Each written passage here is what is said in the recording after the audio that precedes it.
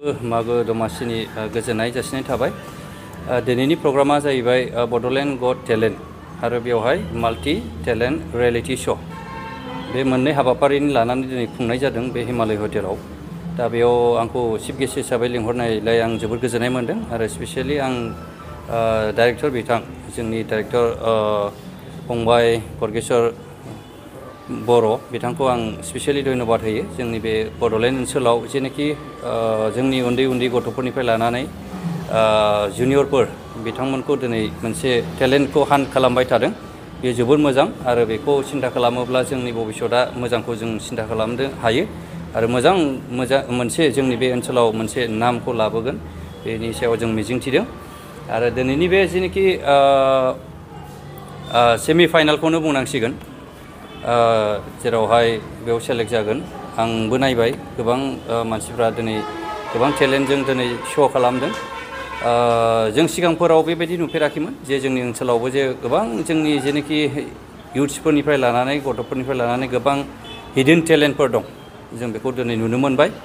निस्सय आं आसा खालामदों भबिष्यतआ मोजां जालांगोन बिथांमोननिया आरो जों मोजां परिबेस जोङो सानसे समाव बिथांमोननि मोनसे पपुलार जोंनि ओनसोलाव जाफुंसारनायखौ आसा खालामनो थिनाय थादों। गिबियावनो साफ्रोमबो रायजो राजा बिथांमोननिसिम आं बे मिडियानि गेजेरजों गोदान बोसोर 2023नि बे गोथार बे बोसोरखौ आं साबायखर लानानै जे साफ्रोमबो साबायखर बावनाय आरो मोनसे बरायनायखौ आं बावहरो जे जोंहा दिनैहाय बड'लेण्ड गट टेलेन्टनि एलिमिनेशन राउन्ड आरो गाबोनहाय सेमि फाइनेल।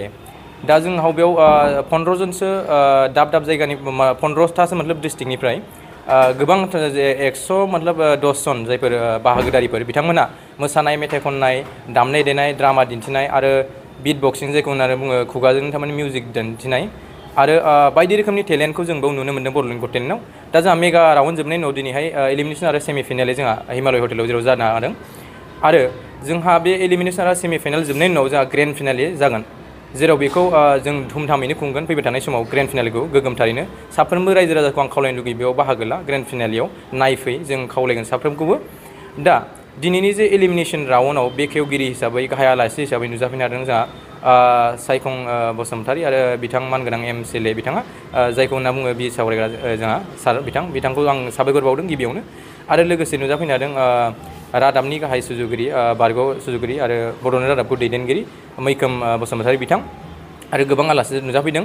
दा आसा खालामो फैबाय थानाय समाव बेबायदिनो जेरैबायदि मदद खालामदों साफ्रोमबो मोनसे मरेलि सापर्ट एबा आसा खालाम फैबाय थानाय समाव मरेलजों लोगोसे जोंनि बिटिआर गभर्नमेन्टआ फाइनान्सियेल सापर्ट आरो माखासे गाइडेन्सखौ होनानै बे बड'लेण्ड गट टेलेन्ट जाय नायल' जाल' मोनसेल' प्रग्राम जेराव रियेलिटि श' बियो थांनाय 2019 मायथाइनिफ्रायनो बियो जादों।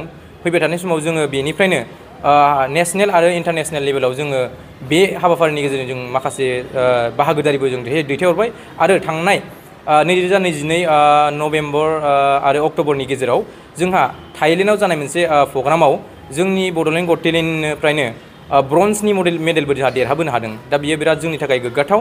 आं आसा खालामो रायजो राजायाबो मदद खालामगोन आरो लोगोसे बिटिआरनि खुंगिरि जोंनि मानाव गेदेर गाहाय चिफ बिथांजोंबो जों सावरायदों आरो फैबाय थानाय समाव मोनसे जोंहा स्पेसियेल मिटिं जिरायगोन होननानै बुंदों, बाथ्राखौ होदों बिथाङा। दा जों आसा खालामो बियो मोनसे साक्सेसफुल प्रग्राम जागोन होननानै आरो फैबाय थानाय समाव बियो थांबाय थानाय मोनसे गोलाव समसिम बियो मोनसे हिउमेन रिसर्स प्रडाक्ट खालामगोन होननानै। गोजोन्थों। फाइनाला माब्ला जागोन? फाइनाला जागोन जोंना जेराव दा फेब्रुवारिनिफ्राय लानानै मार्च मासनि गेजेराव मोनसे HSLC आरो HS एग्जाम दङ, जेराव जायफोर बाहागोदारिफोरा बेयाव बाहागो लादों आरो बिनि थाखायनो जों सानदोंमोन मार्चआवनो खालामनो नामा, फार्स्ट उइकआव फेब्रुवारियावनो खालामनो नामा बिदि मोनसे सावरायदोंमोन। नाथाय जों सानबाय दा मार्च मासनि लास्ट उइकआव नङाबा एप्रिल दाननि फार्स्ट उइकआव जोङो ग्रेन्ड फाइनालखौ साखाफारा खालामनो मोनसे थांखि लादों। गोबां खना खना जायगायाव माने गोबां टेलेन्टनि सुबुंफोर दङ। दा नोंथांमोननि बे बड'लेण्ड गट टेलेन्टआव बिथांमोना सुबिदा मोनाखै। दा नोंथांमोननि बे जिथु स्टेजाव फैनोब्ला माबायदि फैनांगोन बिथांमोना? जोंहा मोनसे बड'लेण्ड गट टेलेन्टनि वेबसाइट रेडि जाबाय आरो जोङो मोनसे मोनफ्रोमबो डिस्ट्रिक्टआव जोंना मोनसे साब कमिटि दंसै।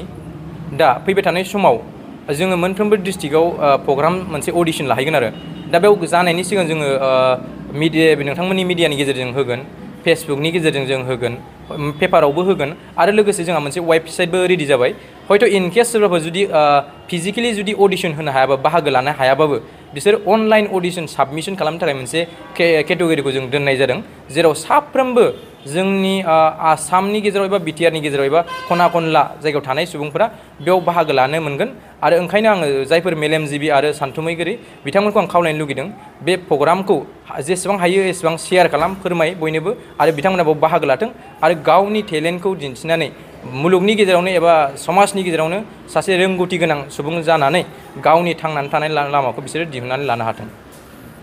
Hai, आंनि मुङा अंगिता बर'। बांद्राय फैदो रंगिया सोर फैदो बाक्सा मामि ओमफ्राय आदा आं दिनैनि नैबे जिथु हाबाफारि मा मोसानायमोन आं बड' गान मोसादों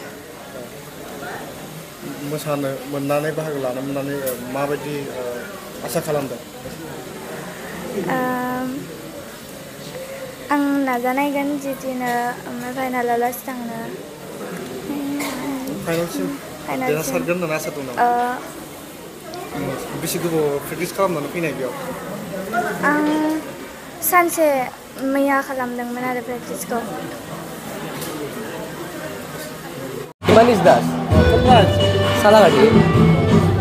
আজি ইয়াত আহি কেনেকুৱা লাগিছে আহিতো বহুত ভাল লাগিছে আৰু বহুত মানে মনত ফূৰ্তি আহিছে আহি কি পাৰফৰ্মেঞ্চ কৰিলে হা পাৰফৰ্মেঞ্চ কৰিলে মই কৰিলোঁ বিট বক্সিং আৰু বিট বক্স এইখিনি লগতে কাই কাই আহিছে হা লগতে কাই কাই আহিছে মই অকলে আহিছিলোঁ মানে চালাগাটিৰ পৰা অকলে আহিছোঁ এই প্ৰগ্ৰামটো কেনেকুৱা